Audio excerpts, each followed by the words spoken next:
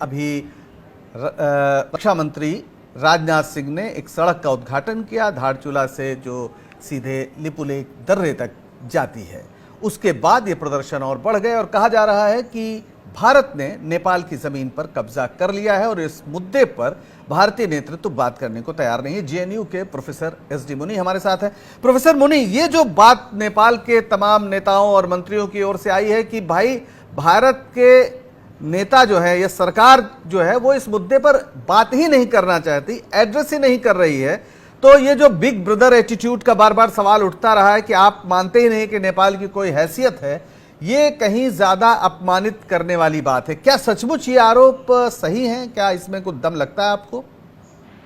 ये आरोप सही भी है और उसका राजनीतिकरण भी किया गया, दोनों बातें हैं जी। सही इस माने में है कि फॉरेन सेक्रेटरी लेवल की बात का जो प्रपोजल है वो नेपाल ने रखा हुआ है और हमने उस पर अभी तस्दीक नहीं की है। उसके अलावा मैं आपको बता दूं और भी मुद्दे हैं जिससे नेपाल बहुत नाराज है कि उन पे बातचीत नहीं हो रही है। जैसे डिमोनेटाइजेशन के वक्त में बहुत सारा पैसा नेपाल का उसमें अटक गया, उसका कोई फैसला नहीं हुआ है अभी तक। जो एमिनेंट पर्सन्स ग्रुप बना था उसकी रिपोर्ट बन गई, उस रिपोर्ट के ऊपर सरकारों की अभी कोई समीकरण नहीं बना है। तो इस तरह से नेपाल बहुत सारे मुद्दों को लेके नाराज है और जब एक मुद्दा सामने आता है तो सभी कुछ बात उस पे बिखर पड़ती है। तो ये दोनों ही बातें हैं कि एक तो हम बात नहीं कर रहे हैं इस बॉर्डर के मामले पर पिछले कुछ समय से, ये बात सही है नेपाल की, ये है कि नेपाल में इसका राजनीतिकरण किया जा रहा है, चाहे वो आंतरिक जो पार्टी में विरोध है उसकी वजह से हो या जो नेपाल का राष्ट्रवाद भारत मुखी हो गया है उसको बना दिया गया है। जैसे मैंने कहा पहले से भी होता था लेकिन 2015 से ज्यादा सशक्त हो गया है क्योंकि वो बॉर्डर में जो इकोनॉमिक ब्लॉकेड हुआ उसकी वजह से वहाँ का आम आदमी इफेक्ट हुआ और सबको लगा कि ये भारत की वजह से हम तंग हैं। तो इकोनॉमिक ब्लॉकेट जैसी जो स्मृतियां हैं वो कटुता को और नहीं गई है जी, गई नहीं है और वो उस अंदर भरी हुई है। गोयल साहब, आपको क्या लगता है कि ये जो बात हो रही है नेपाल की ओर से कि आप बात ही नहीं कर रहे हैं, आप इस प्रॉब्लम को एड्रेस ही नहीं कर रहे हैं, क्या ऐसा नहीं लगता कि इस पूरे खित्ते में खास तौर पर चीन के पक्ष में यह बात जाती है कि नेपाल अगर भारत से दूर होता है, क्या इस पे गंभीरता से सोचने की जरूरत भारतीय सत्ता प्रतिष्ठान को नहीं है? देखिए, जैसा क्या है कि पहले आपने ही बताया और प्रोफेसर मुनि ने बताया कि यहाँ पर चीन पहले ही इस बात के लिए राजी हो चुका है कि सड़क में जो ये लिपुलेख ये भारत का हिस्सा है और वहाँ पे सड़क बननी चाहिए और काला पानी के ऊपर भी उसकी कोई ऐसी प्रतिक्रिया नहीं है। हमें एक बात समझनी चाहिए कि आज का नेपाल ये 1990 का या 2000 का नेपाल नहीं है। नेपाल में एक जो राष्ट्रवादी नीति है कि हम बराबर के देश हैं, जो पहले का था कि नहीं हम भारत के साथ में है, भारत बड़ा भाई है, रोटी बेटी का संबंध है, वो चीजें धीरे धीरे परे हट रही हैं और अब हमको नेपाल से, अब नेपाल को हमसे जो बातचीत है वो बिल्कुल जैसे दो इंडिपेंडेंट नेशंस हैं जिनके हिस्टोरिकल जो कंटेक्स्ट है वो इतना भी महत्वपूर्ण के लिए नहीं रह गया है। तो मेरा आप जैसे काला पानी का जो है, काला पानी के बारे में बात की 2000 से पहले या 10 साल से पहले कोई बातचीत उसकी ऐसी होती भी नहीं थी।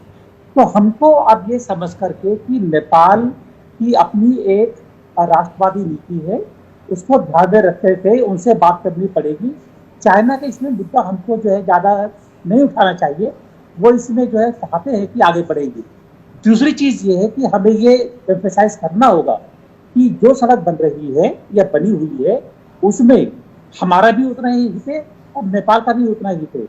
अगर उनको ये लगता है कि इसमें हमारा एक शेयर इंटरेस्ट है तो मेरे ख्याल है बातचीत करने में आसानी रहेगी। बिल्कुल, लेकिन बातचीत करनी पड़ेगी, उसके अलावा कोई बिल्कुल। और समस्या यही है कि भारत पर आरोप नेपाल का यही है कि बात ही हम नहीं कर रहे हैं। मनोज जी, आप पूरी स्थिति को देख रहे हैं और जिस तरीके से वहां पर यह सवाल उठ रहा है कि ये बात क्यों नहीं कर रहे हैं आप, क्या भारत सत्ता प्रतिष्ठान जो वर्तमान है वो क्या नेपाल की संप्रभुता का सम्मान नहीं करता है या नहीं करना चाहता और उसे लगता है कि ये तो हमारे छोटा भाई है, वैसे ही इसको रहना चाहिए? कोई ये एटीट्यूड की प्रॉब्लम है? ये जरूर एटीट्यूड, इसमें कोई शक नहीं है। और हमने पहले ही से देखा है, पहले कहा गया था कि हम गुड नेबर पॉलिसी कर रहे हैं, साथ साथ जो है चाहे वो पाकिस्तान हो या बांग्लादेश हो। अब हम देख रहे हैं कि ये एक नया दौर आया है जबकि हम परवाह नहीं करते। और मुनि जी ने जो है, प्रोफेसर मुनि ने लिस्ट कर दिया कई जो शिकायतें हैं नेपाल की। मुझे ये समझ नहीं आता है कि अब जैसे डिमोनेटाइजेशन का मसला था, पैसा अटका हुआ और काफी पैसा है, छोटे मुल्क के लिए काफी बड़ी रकम है, इसको क्यों नहीं बदला जा सकता है? इसमें कोई वो नहीं है। और जहां तक कि काला पानी की बात है, मैं समझता हूं, जैसे मैंने आपसे कहा कि नेपाल और भारत के जो रिश्ते हैं, एक तो ये भौगोलिक तौर से जुड़े हुए हैं, हम ज्योग्राफी से भाग नहीं सकते हैं, नेपाल भाग नहीं सकता है, ना भारत भाग सकता है। और हमारे रिश्ते इतने गहरे हैं कि कोई भी नेपाली भारत में नौकरी कर सकता है, चला आ सकता है, उसको क्लास 2 नौकरी भी उसको मिल सकती है। ऐसे रिश्ते और कोई दो मुल्कों में नहीं है जैसे भारत और नेपाल के हैं। ऐसी स्थिति में नेपाल को नाराज करना जो है, मैं समझता हूं कि ये तो मूर्खता है।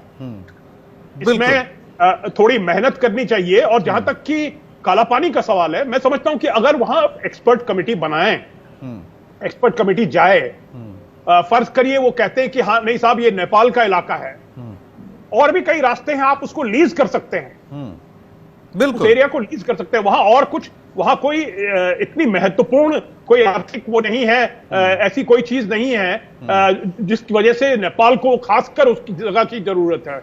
भारत को जरूर जरूरत है, भारत को जरूरत है।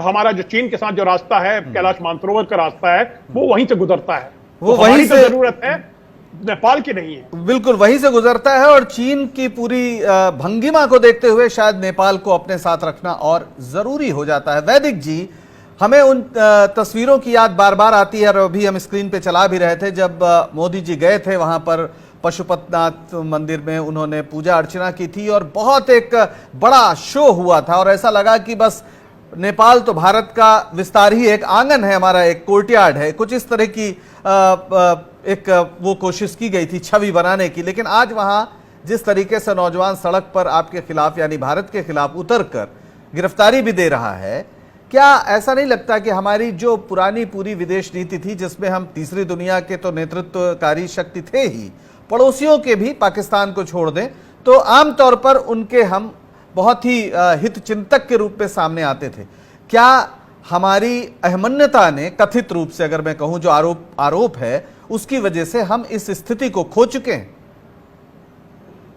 देखिए, इसमें असली मामला है हमारी नौकरशाही का।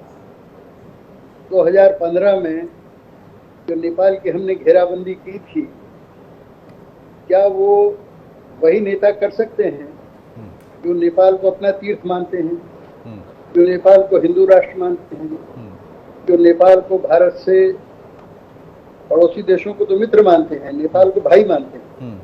क्या ऐसे देश की हम घेराबंदी कर सकते हैं? लेकिन नौकरों ने सलाह दी घेराबंदी कर। 5 साल पहले जब हमारे प्रधानमंत्री और चीन के बीच समझौता हुआ था, और ये जो लिपुलेख पास है, कर रहा है, उससे आने जाने का, व्यापार करने, तब नेपाल ने आपत्ति की थी और कहा था कि दोनों देशों के विदेश सचिव मिलकर आपस में बात करें। अरे भाई, बात करने में क्या बिगड़ रहा है? बात करना चाहिए ना। लेकिन हमने क्या सोचा, अरे 35 किलोमीटर का मामला है, कच्चा रास्ता है, उसको जरा मजबूत बना दें, फिर होगी बात, होगी तो होगी, नहीं तो नहीं होगी। ये ठीक नहीं है। भारत को चाहिए कि नेपाल से बात करें। और मुझे खुशी है कि हमारे विदेश मंत्रालय ने नेपाल को कहा है कि कोरोना का मामला खत्म होने दीजिए, फिर बैठ के हम बात करेंगे। लेकिन मेरा कहना है कि नौबत आई क्यों? ये नौबत आने नहीं देना चाहिए। 35 किलोमीटर का मामला है। मैं तो कहता हूँ कि भारत उसके लिए कुछ भी, अगर नेपाल बहुत ज्यादा अड़ जाए, नहीं माने बात, और ऐसा रवैया अपना ले कि जो तर्कसंगत भी नहीं लगता है भारत को, तो भी इतनी सी जमीन का तो कुछ भी फैसला हो सकता है, कुछ भी ले दे हो सकती है। बिल्कुल। और इस तरह से सीमाओं का निर्धारण होता रहा है, खास तौर पर जो देश औपनिवेशिक इतिहास से जुड़े हैं, उनके सीमाओं के निर्धारण के प्रश्न महत्वपूर्ण रहे और वही नेतृत्व इतिहास में याद किया जाता है जो बहुत शाइस्तगी से इन समस्याओं को हल करके देश को आगे बढ़ा ले जाए। और ये चुनौती आज के भारतीय नेतृत्व के सामने भी है, क्योंकि नेपाल में भारत के खिलाफ प्रदर्शन हो ये सिर्फ सुर्खियों का मामला नहीं है, बल्कि ये आपके मानस पर चोट पहुंचाने वाली बात भी हो सकती है। आप सबने इस परिचर्चा में भाग लिया, आप सबका बहुत बहुत शुक्रिया। राजनीति में आज बस इतना ही। मुझे दीजिए इजाजत और बने रहिए स्वराज एक्सप्रेस के साथ। नमस्कार।